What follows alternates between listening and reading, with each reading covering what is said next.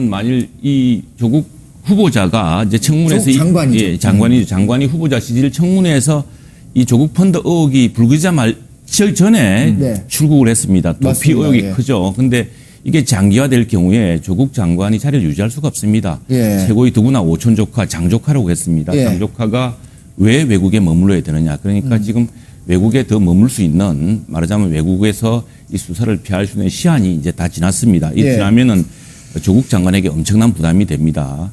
그리고 또 하나는 그 사이에 증거인멸을 여러 차례 시도를 했습니다. 네. 그 하나가 들킨 게 이제 이 조국 펀드를 투자했던 투자자 회사와 사장과 전화했던 녹취록이 드러난 것이죠. 여기에 대해서 조국 장관의 부인인 정경심 씨는 네. 이게 뭐 검찰에 누출된 것이라면 사실상 그게 사실인 것을, 그 통화 내용은 사실인 것을 간접 확인한 게 있습니다. 거기 보면은 놀라운 내용들이 많습니다. 예. 자, 조국 장관 후보자는 이렇게 말을 할 테니까 당신은 이렇게 해달라. 조국 장관 후보자 측은 이렇게 이야기하기로 돼 있다. 말하자면은 우리가 그 어디에 투자했는지 모른다. 그러면은 당신은 이렇게 이야기해라. 내 통장을 봐라. 조국 장관인지 정경심인지 그렇게 돈이 들어온 게 아니다. 코인크를 통해서 들어왔을 뿐이다라고 이야기를 하라라고 하는 여러 가지 이 심상치 않은 통화 내용이 오갑니다. 네네. 이 내용은 이제 이 증거를 인멸하기 위한, 증거를 없애기 위한 시도로 분석되는데 그 사이에 이제 그런 여러 가지 시도가 있을 테고요. 우선에 조국 장관의 부인 정경심 씨가 PC의 본체를 바꾸고 뭐 PC의 카드를 바꾸지 않았습니까? 네. 그 역시도 이제 증거를 바꾸려는 어떤 시도였지 않았느냐는 의혹을 사고 있는데, 마찬가지로 이 가족 차원에서 여러 가지 시도가 있었을 것입니다. 있었지만 그러나 지금 그 증거를 인멸하고 이 수사를 피하기 위해서 외국에 장기간 체류하고 있다는 사실만으로도 조국 장관에게는 엄청난 부담이 됩니다. 그리고 어떻게 보자면은 가족 중에 그 딸의 입학 문제 이런 건 우리 국민의 영린을 건드린 아주 예민한 교육 문제였지만 이 지금 금융계라든가 법조계에서는 이 조국 펀드야말로 엄청난 사안이 있을 것일지도 모른다라는 이런 의구심이 커져가고 있습니다. 말하자면은 그 조국 딸의 학교 입시 관련된 문제들, 장학금 문제는 여기에 비하면 조족지혈이라는 이야기죠. 그런데 그 장조카가 외국에서 계속 머물러 있다는 것 자체가 이 수사에 오히려 심각함, 이 의혹의 심각함을 더 보태줄 수 있기 때문에 더 이상 해외에서 머물기도 어려웠을 거라 생각합니다. 그게 이제 조 장관이 이미 빨리 들어와라라고 청문회에서 공개적으로 이야기를 했기 때문에 지금 들어오지 않을 수 없는 거고요. 검찰 수사가 여기서 큰 갈래를 타게 될 겁니다. 검찰 수사 지난번에 이제 청와대 전 대변인이 부동산을 했는데 대개 부동산은 모르는 사람도 부동산이라는 게 확실히 있기 때문에 담보가 있기 때문에 그 투자가 위험하지는 않습니다. 이제 그 장기에 상당히 투자 수익을 너무 많이 노렸다는 것이 비난의 이유였죠. 그런데 지금 조국 장관은 후보자 청문회 시를 보면은 사모펀드를 모른다고 이야기합니다. 이제 그 사실 대학 교수점 되시는 분이 사모펀드를 모를 수가 없죠. 그리고 나는 그 대목에서 오히려 모순이 있다고 생각합니다. 근데 사모펀드가 뭔지도 모르는, 근데 이게 부동산이 아닙니다. 뭐 동작구에 혹은 뭐 관악구에 개발하는, 또 강남에 개발하는 어떤 요지의 땅이 아니라 뭔지 잘 모르는 돈의 재산의 20% 그것도 거의 현금의 대부분입니다. 대부분을 이렇게 왕창 투자할 수가 있느냐. 이게 일반 시민들의 의구심입니다. 그런데 이게 오촌 장조카인데 장조카가 또 그 이 투자했던 회사랑 말을 맞추려는 시도에 말이 오가는 내용으로 심상치 않고요. 또 하나는 이제 그 부인 정 교수가 이 회사로부터 뭐 자문의 형식으로 또 돈을 받습니다. 이 투자 회사로부터. 그리고 오늘 아침에 또 어디 방송사 뉴스를 보면은 이건 계속 뭐 그런 뉴스가 나오겠습니다만 또 그 정 교수가 조 교수의 직계 가족 바로 부인이 또 이 회사랑 무슨 이야기를 하고 이랬던 이야기가 또 나옵니다. 그래서 이것이 이제 전 재산의 전부를 다 투자했은, 말하자면 현금 자산의 전부를, 이게 아무리 자산가 50억이라고 하지만 10몇 억이 14억이 가까운 돈입니다. 거기다가 또 하나 의구심은 투자 약정을 7배까지 합니다. 여기는. 그래서 이 사모펀드라는 것이 물론 다이나믹하고 하지만 사실은 보통의 공짜 같으면 아주 믿을 만한, 너무나 국제적으로 골고루 지정학적 위험까지 고려한 뭐 채권과 또는 주식과 또는 뭐 이런 그 골고루 나눠합니다. 또 그 큰 회사채, 근데 글로벌 기업의 회사채라든가 이렇게 투자를 하는데 우리 앵커님이 잘 아시겠습니다만은 어디 회사인지 모르는데 몰빵으로 전 재산 혹은 70억 가까운 돈을 약정을 했다는 것은 그건 상당히 그 의구심이 큰 대목이고 특히 장조카가 했던 역할, 또 이 과정에서 그 코링크가 투자했던 회사가 특정 지역에 공공 그 발주를 전부 다 수주를 합니다. 그 과정에서 이게 무슨 일이 있었는지 그 이쯤 되면 사실 민정수석실 정도 되면은요 이런 정보가 올라와야 됩니다. 네. 예. 어디가 예를 들어서 53.3%까지 올라왔던데 이거는 조국 장관과 관련한 영향이 있었다고 봐야겠죠? 네, 조국 장관 임명 강행과 관련된 연관도 있고요. 또 예. 하나 지금 전체적으로 정치, 경제, 특히 경제, 외교, 네. 안보상에 이 뭔가 심각한 문제가 지금 연이어지고 있다라는 예. 불안감이 지금 커지고 있습니다.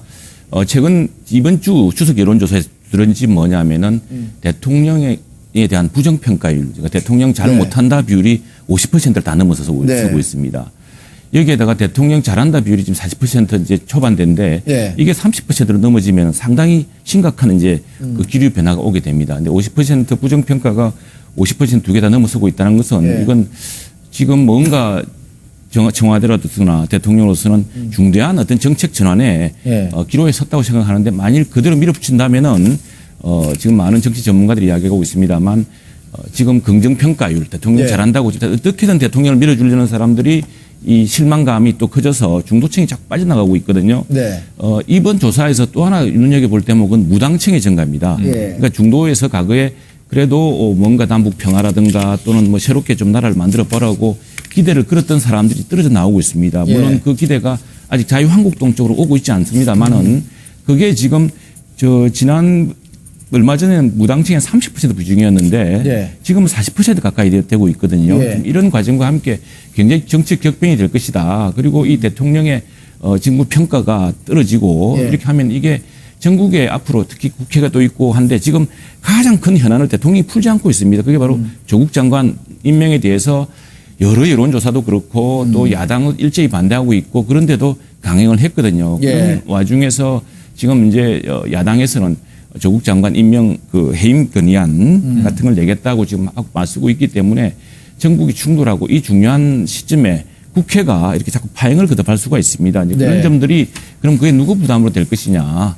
이게 지금 임기 3년 차에서 여러 가지 지금 경제도 나빠지고 경기 선행지수도 나빠지고 있습니다. 네네. 이런 점에서 돌파구를 만들 대통령으로서는 너무 그리고 이 민주당 정부가 너무 분열적인 이런 네. 그 행보를 이어가고 있지 않느냐에 대한 국민적 우려가 점점 높아지고 있다는 것이 이번 여론조사의 특징이라고 하겠습니다. 이 의원님 묻죠. 네, 그렇습니다. 지금 그 조국 이슈가 이게 그냥 조국 장관 이슈 이 문제가 네.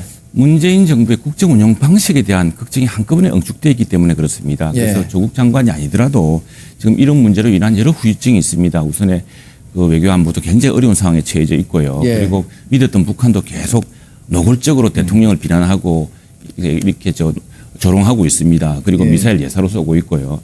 그다음에 경제가 아주 나쁩니다. 정말 일자리 돈을 그렇게 쏟아붓는데도 일자리는 60대에 아주 임시 일자리만 늘고 있습니다. 네. 우리 경제의 허리라고 할 수 있는 30대, 40대 일자리는 계속 줄고 있습니다. 예.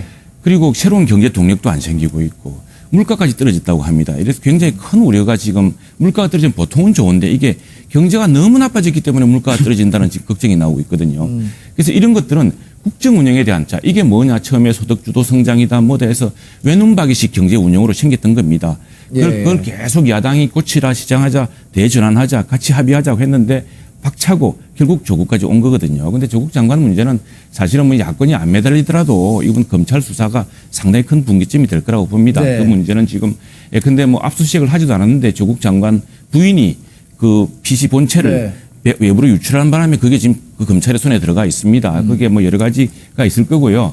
그 문제는 뭐 검찰 수사로 명명백백하게 밝혀질 텐데 또 하나 문제는 이제 검찰 개혁을 하겠다고 장관을 임명했는데 근데 지금 그 검찰의 수장은 검찰총장은 대통령이 믿고서 임명한 사람입니다. 네. 근데 지금 여러 범죄 혐의에 가족과 자신이 연루되어 있다는 혐의로 수사를 받고 있는 사람이 검찰 개혁을 하겠다고 하면은 국민들도 사실은 이게 참 이상하고 볼 때 검찰로서도 개혁을 하더라도 제대로 된 수사 대상자가 우리를 기획한다는 것이 말이 되느냐라는 뭐 그런 명분상의 문제가 있습니다. 네. 근데 지금 야권은 어떻게 할 것이냐? 야권은 이제 우리 이 위원이 말씀하셨습니다만 새로운 어떤 분기점을 갖고 있습니다. 이제 뭔가 잘못된 부분을 빨리 혁신하고 힘을 함께 모아야 된다. 나라가 이렇게 일방통행으로 가서 잘 되면 좋은데 굉장히 어려워지고 더 위기롭다. 과연 이게 임기를 다 채울 수 있느냐.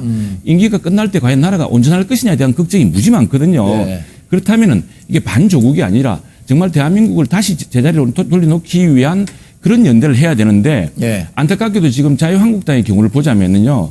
탄핵 이후에 바뀐 인물이 딱 한교안 대표 한 사람밖에 없습니다. 다 그 인물들이거든요. 예, 예. 그래서 제가 고향 이번에 마산에서 보니까 그 마산 사람들, 마산이 서울에서 한 300km, 400km 떨어져 있지 않습니까? 네, 네. 그 사람들도 참신한 인물, 뜻밖의 인물들을 많이 금명을 합니다. 네. 새로운 인물들이 힘을 합쳐서 네. 그리고 지금 이제 오랫동안 정치를 해왔던 분들 또 뭐 유승민 대표나 안철수 대표 이런 분들도 새로운 역할로 이런 통합에 네. 또는 혁신에 이런 나라를 바로잡는 데 기여해달라는 것이고요. 네, 네. 그런 의미에서 상당히 새로운 분기점이 있을 거라고 봅니다. 그리고 황교안 대표도 지금 보면은 그 제가 한번 집회에 가봤더니 모든 것을 내려놓겠다고 합니다. 이 말은 그냥 빈말이 아닐 겁니다. 그래서 예. 뭔가 이런 새로운 대한민국을 다시 정상화시키기 네. 위한 그런 결심이라든가 그런 통합의 노력이 황교안 대표를 비롯해서 아주 다방면에서 동시에 일어날 거라고 생각합니다. 말씀 주신 거 아시나요?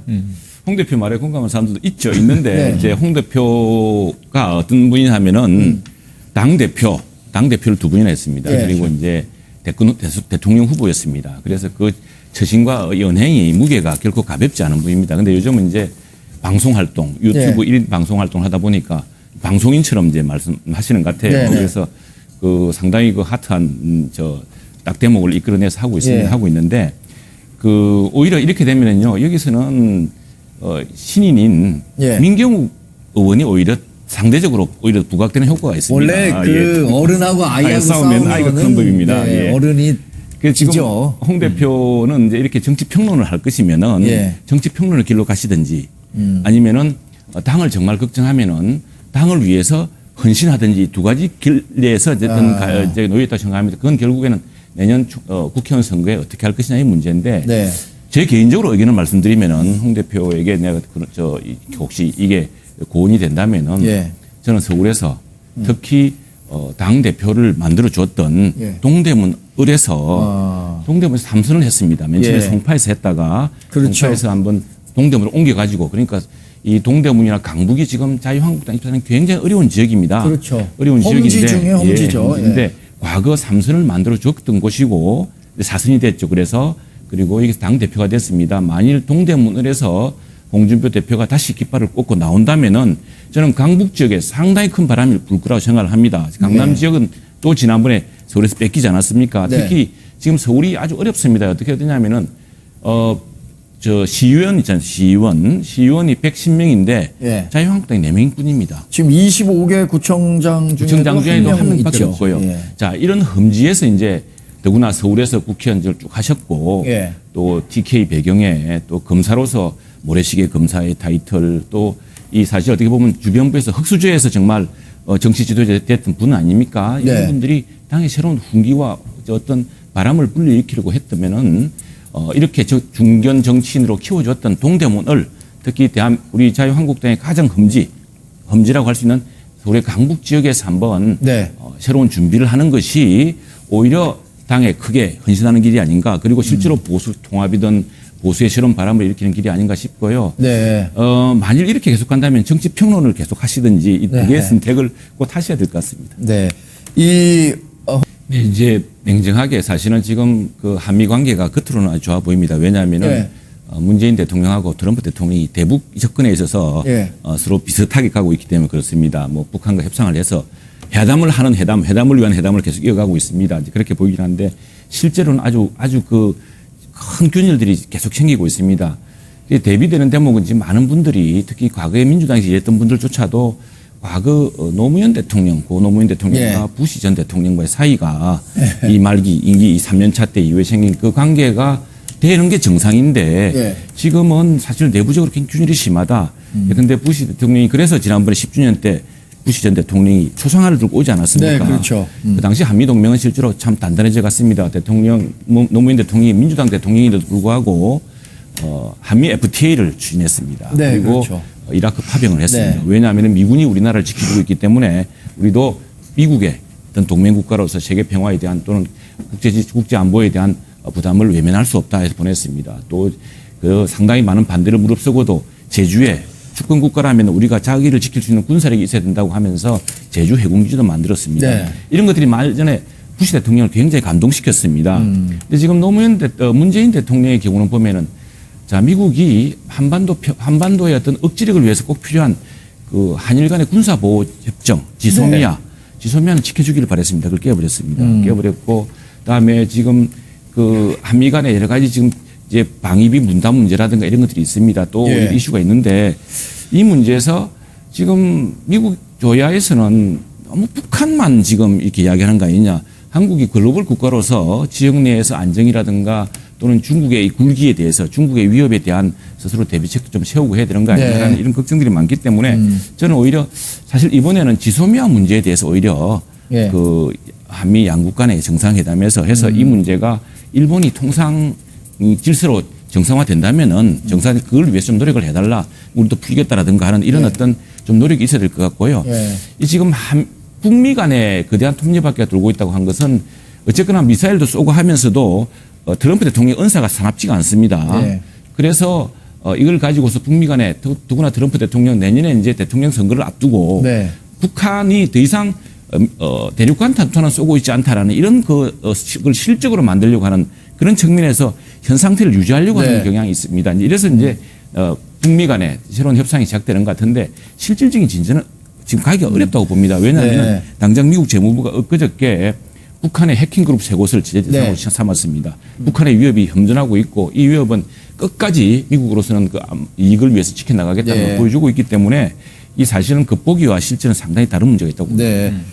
대통령 가장 괴이한 사실 리얼리티 쇼 하듯이 그렇죠. 리얼리티 쇼 하듯이 이렇게 하고 있습니다. 그래서 북한과도 그렇게 만나고 그래서 상당히 위험하다 저렇게 큰 미국이란 큰 나라가 국제적인 어떤 그동안의 관행이 있고 기준이 있고 규범이 있는데 예. 이렇게 마구 판을 흔들면 어떡하느냐는 불안감이 있는데 이거 역시 미국 유권자의 선택을 받은 것입니다. 그렇죠. 그래서 네. 아니 우리가 이 부자 나라라고 할 때 그게 우리나라만 지칭한 게 아니고요. 네. 독일, 사우디아라비아, 사우디아라비아, 일본 세 나라를 다 지칭하고 있습니다. 그래서 우리가 이런 트럼프를 오히려 역이용할 수 있어야 됩니다. 트럼프한테 그래서 이 협상을 할 때 좋다. 우리가 당신들이 군사비 부담이 많다면은 사실 1조 정도입니다. 1조 정도. 우리가 주한미군에 뭐 주둔 비용이라 한다면 작전 비용 그리고 예. 우리나라 군무원의 비용 또 우리나라 시설 비용 정도를 하고 있는 겁니다. 그렇다고 한다면은 자 정액과 관련해서 우리가 좀 더 큰 양보를 해달라 그러면 다 우리나라가 지금 동북아에서 우리를 지키려면 미사일 사거리가 미국이 제한하고 있습니다. 그걸 좀 늘려달라든가 네. 그다음에 우리가 핵 주기를 완성하게 해달라. 그래서 핵 폐기물도 좀 해서 우리가 핵 차하면 핵 무장도 할 수 있는 능력을 갖추도록 해달라고 하는 이런 네. 큰 협상을 해나가야 될 것 같습니다. 네. 한미 정상회담